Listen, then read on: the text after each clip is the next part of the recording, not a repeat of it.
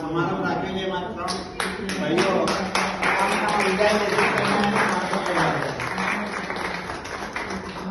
બે શબ્દો બોલો ક્લબ વિશે, તમારા એક્સપિરિયન્સ, તમારા જે કાનાડે બેઠા બધું કાનાડે બેઠી દે અમારે જોઈને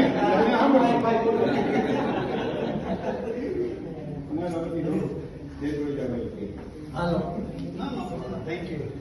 આજને આ વિદાય સમારંભમાં અધ્યક્ષ અને આપણા પ્રમુખ દેત્રોજા સાહેબ, શાહ સાહેબ, નારાયણભાઈ, જયંતિભાઈ, ભરતભાઈ નેલાની અને સર્વે ક્લબના વરિષ્ઠ મિત્રો, ભાઈઓ અને બહેનો, અમે છેલ્લા 8 મહિનાથી અહીંયા આવેલા છીએ. આ વખતે દીકરાની ઘેરે આવ્યા છીએ અને પેલા મારી દીકરી જે હમણાં બોલી ગઈ ફિઝિયોથેરાપિસ્ટ, એની ઘેરે આવતા 4 વખત એની ઘેરે આવ્યા છીએ. પહેલી વાર દીકરાની ઘેરે આવ્યા છીએ અને દીકરાને ત્યાં પ્રસંગ એવો હતો કે એમને ત્યાં મારા ગ્રાન્ડસનનો જન્મ થયો એટલે એ મોટા ભાગના જે રીતે અહીંયા આવે છે એ રીતે એ પેટર્નમાં અમે આવેલા છે. એટલે ખૂબ સમય 8 મહિના કેમ ગયો એ ખબર ન પડી. નહીં તો જેમ આપણે ગુજરાતી બોલવું અને સાંભળવું એ ઓસ્ટ્રેલિયામાં દુષ્કર છે, પણ ટાર્ગેટમાં દુષ્કર નથી. ગમે ત્યાં શેરીમાં આપણે જઈએ તો ખબર પડી જાય કોકને કોક તો છે. આપણે એને હિન્દીમાં કે ઇંગ્લિશમાં બોલવા જઈએ તો કે હું રાજકોટનો ગુજરાતી ચાલુ થાય. એવા આપણા ખૂબ સારા સંબંધો છે. આની પહેલા પણ મેં આપણે વાત કરી હતી કે ક્લબ, હું દરેક ક્લબની અંદર ગયેલો છું. અમારે અમરાણના જ્યાં હું રહું છું ત્યાં ક્લબ છે, ત્યાં એક વાર ગયો હતો. મારી દીકરી કોમલે મને ઠુંગાનીનામાં 2 વાર લઈ ગઈ કે અહીં હારી ક્લબ છે, અહીંયા પણ મૂળ જે આપણો સ્વભાવ છે, સામાન્ય રીતે ગ્રુપ કોના થતા હોય કે સમાન વિચારસરણી હોય, સમાન હેતુ હોય, એના ગ્રુપ થતા હોય. યાદ નથી આપણી જિંદગીમાં હારામાં હારો માણસ કોણ છે જે આપણું સાંભળતો હોય, આપણા કુટુંબમાં, સમાજમાં આપણને કોણ ગમે કે કોક આપણું સાંભળતું હોય. અને આપણો સમય અત્યારે એવો છે કે આપણને આવડે છે બધું, ખબર બધી પડે પણ પૂછવા વાળું કોઈ નથી. એટલે આ સમય અમે 8 મહિના અહીંયા રહ્યા. દરેક સભ્યો આવતા જતા રહ્યા. સભ્યો ના જયારે પહેલી વાર અહીંયા આવે તો એમ થાય કે આમાં કોણ બોલશે, શું કરશે, પણ કેમ 2 કલાક નીકળી જાય ખબર પડતી નથી. નવા સભ્યો આવે છે, નવી ગેમ સાથે આવે છે, નવા વિચારો સાથે આવે છે અને ખૂબ મજા આવે છે. એમ હજી મંગળવાર ગયો હોય ત્યાં શુક્રવાર આવી જાય, પાછો મંગળવાર આવી જાય, શુક્રવાર આવી જાય.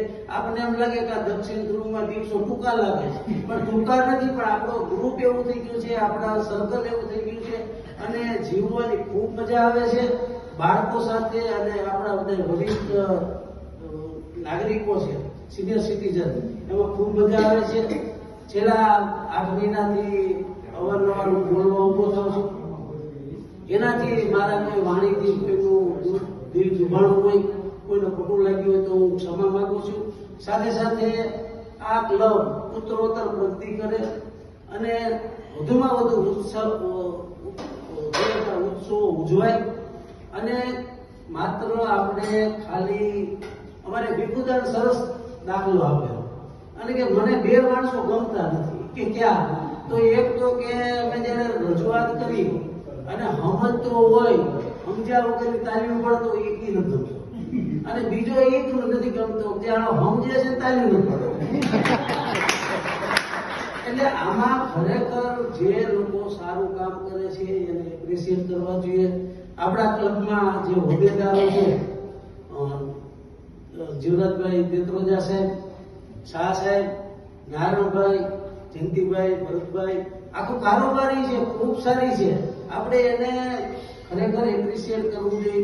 અમુક એવા મુખ સેવકો છે, નારાયણભાઈ છે તો એ અંદર નહીં હોય, પણ યા કોને શું જરૂર છે કે બેનોએ વાસણ સાફ કર્યા કે નથી કર્યા, કોમ્યુનિટી સેન્ટરની અંદર કઈ પ્રોબ્લેમ છે કે નહીં, શું ખાવાનું બનાવવાનું, શું કરવાનું, એ બધી માહિતી એની પાસે હોય.